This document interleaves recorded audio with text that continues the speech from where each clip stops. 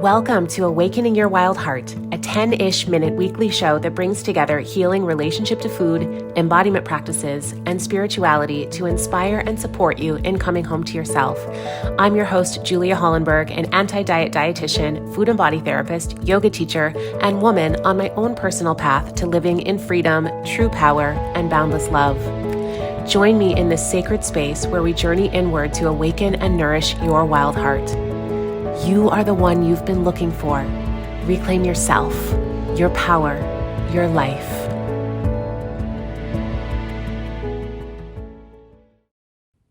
Hello, and welcome to Awakening Your Wild Heart. Today, we are talking about getting full of yourself. When there is a deep struggle around body image, relationship to food and body image, there is so commonly this focus or fixation even on what other people are thinking of you, perceiving of you, how other people might be evaluating how you look. And that evaluation becomes a huge part of our sense of self, our worthiness. And I understand why, right? I probably don't understand why for every person, but there are so many things that can happen, especially in our younger years, that cause us to cut off from our internal environment, right? The sacred space of our inner world, and to fixate on others' perceptions, others' opinions, how people view us. And when we are in that perspective of walking around constantly thinking, oh, that person is probably thinking that I look fat. Oh, I am not, I appear too messy to that person, or whatever it is, we are constantly in a state of self-objectification, seeing ourselves as objects through another person's eyes. And this is a huge source of material for the inner critical voice. And again, as I said, there are so many things that can happen in the formative years that would force a person into that perspective, right? You might have been bullied as a young child around your weight. Maybe your doctor was concerned about your weight and said something to your mother, who maybe then took you to Weight Watchers with her. Maybe your parent was hypercritical of you in many ways, especially around appearance. Maybe you felt like all your friends were smaller than you, or noticed that the conventionally thin girls were getting all the attention from boys, right? So there's so many things that just stick to us like Velcro and create this story of deficiency, so that we're then scanning the external environment to see what other people might be thinking, how they might be judging, and it's protective. Right? We don't want to be judged by other people. We want to have a sense of acceptance and belonging. But this perspective of self-objectification and so much of worthiness coming from appearance and what others think of your appearance, this cuts us off from our ability to listen inside. It cuts us off from our intuition. It cuts us off from ourselves. And in this orienting our vision toward the external and toward what other people are thinking, we develop an inner vacancy.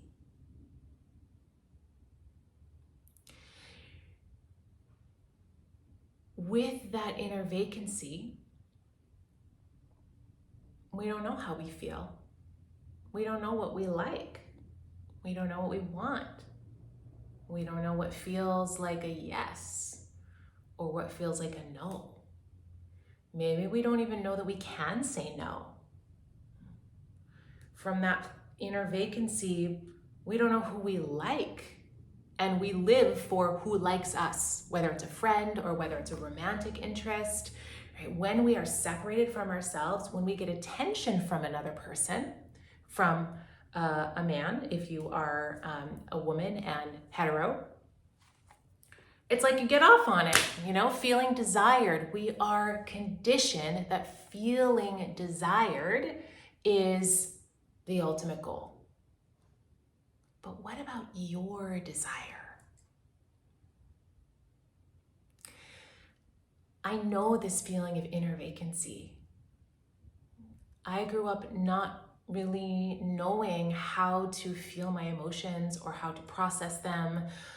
In my family of origin, we didn't really talk about emotions. It wasn't something that was cultivated. And so I had no skills in feeling or processing through what I was feeling inside.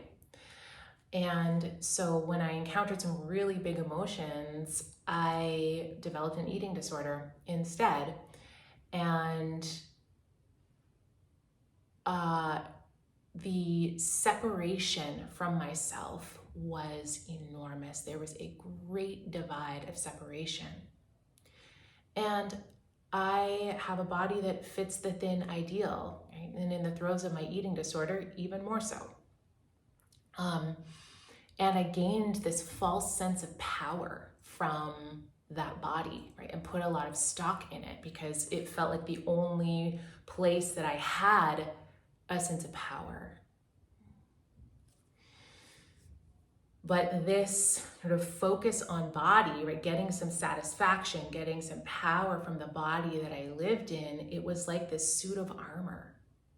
It was projecting confidence, I was projecting poise, and I don't really know what people thought of me. I don't know, but there was a huge disconnect between what I was projecting to people and what I was actually feeling inside. Although I probably didn't really realize it at that time. I reflected a lot on that time in the last 10 years. So, but what I do know is that this external form was like a suit of armor, and it kept me from myself, and it kept me from connecting with others. And because my connection to my inner world, to my voice, to my desires, to my boundaries were non-existent, I was very vulnerable to getting into a dysfunctional relationship, which I did, that lasted 9 years. And I've been unwinding the threads from that relationship and from my lack of connection to myself ever since then.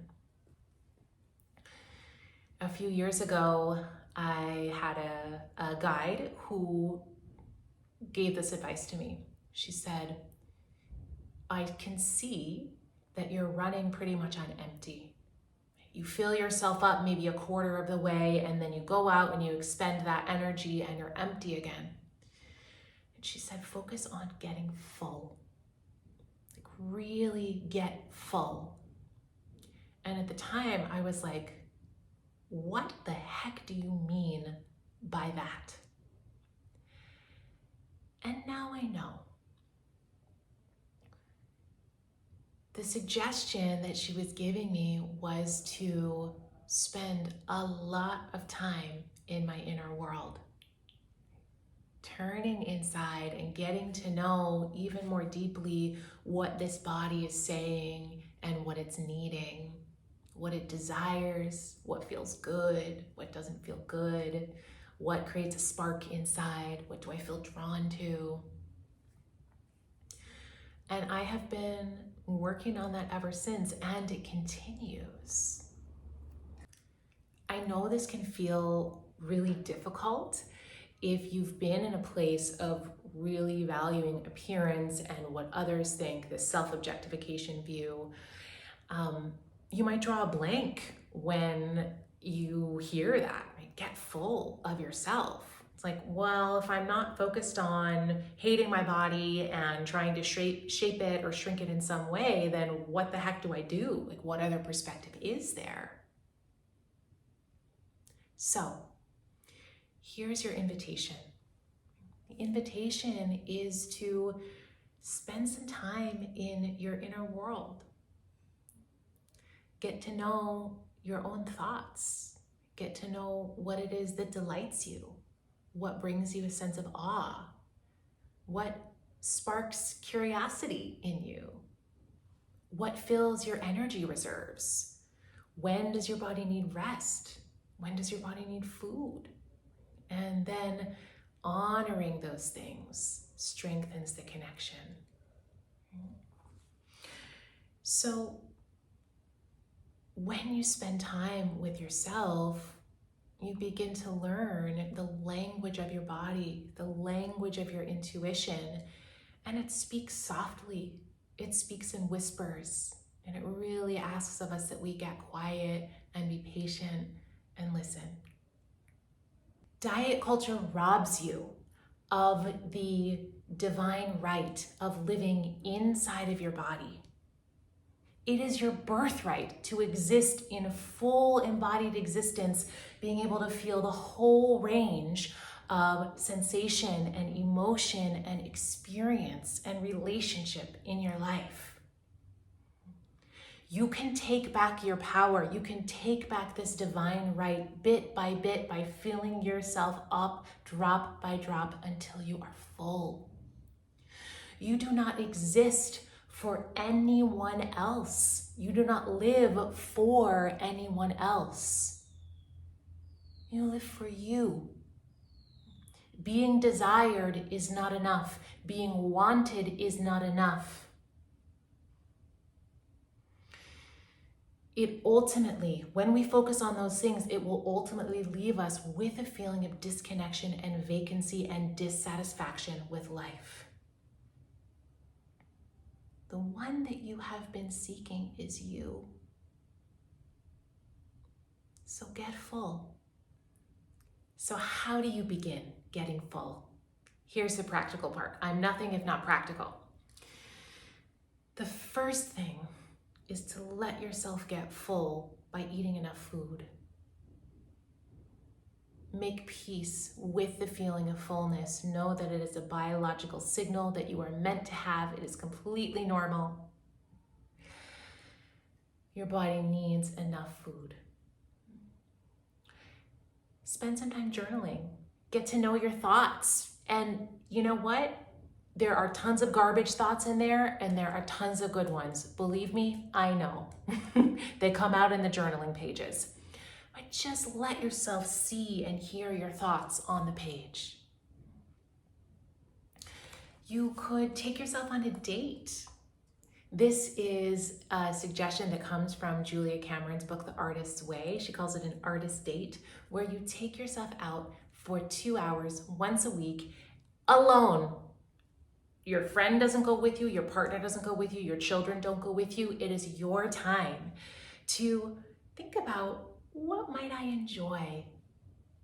What might spark some creativity? What am I curious about? And to go and do that thing and just hang out with yourself. Other suggestions. What's your favorite food? If you're not sure, go to the supermarket and see what draws your attention and buy it. And maybe look up a recipe to make that food. Or go to a restaurant and pick what delights you off of the restaurant menu. Take yourself shopping and buy something that absolutely delights you. And if shopping for a clothing item feels a little like a landmine, then maybe choose an accessory, a piece of jewelry, some costume jewelry. It doesn't have to be expensive, or a bag or a scarf with your favorite color in it, something that makes you smile. You could start a yoga practice. That one is on the top of the list of my recommendations, is to start a yoga practice. It is such a beautiful way to be in conversation, to start a conversation with your body and with your inner world, with your thoughts. I can't recommend that more highly enough. And you don't have to be doing crazy acrobatics or fast vinyasa or anything like that. Yoga can be very slow, it can be very gentle, and it can meet your body exactly where it is. You could start a meditation practice, or you could go to therapy. A therapist can be a beautiful way to help you explore your inner world and the challenges in connecting to your inner world. So those are a few practical suggestions. They are not the only ones. There are so many more. But I want to let you know too that all that this journey is requiring of you is that you start. And it's slow. It unfolds in its own time. But when you put attention toward coming home to yourself, bit by bit, drop by drop, you start to uncover and awaken and revive this wild heart that is within you. This journey of getting full is slow, but it is your birthright to experience the whole range of experience when you live in an embodied way, right? The whole range of emotions, the whole range of sensation, the whole range of experience, like living your life in bright colors. That is your birthright, and it is available to you bit by bit as you fill yourself up with you. If you're enjoying this content, please subscribe to the channel, and you can also sign up for my newsletter to be notified of new content and of events. And speaking of events, I have a retreat that's coming up in Mexico, February 26th until March 5th. This is a yoga retreat on the theme of coming home to self. So it is exactly what I've been speaking about in today's episode, and I'm co-teaching with my friend and yoga teacher, Nancy Leah. And it'll be a week full of yoga and meditation and breath work, and of course plenty of free time for you to make of the experience what you want. But I invite you to join us for this experience that is all about embodiment, coming home to self, and getting full. Please join us. See you next time.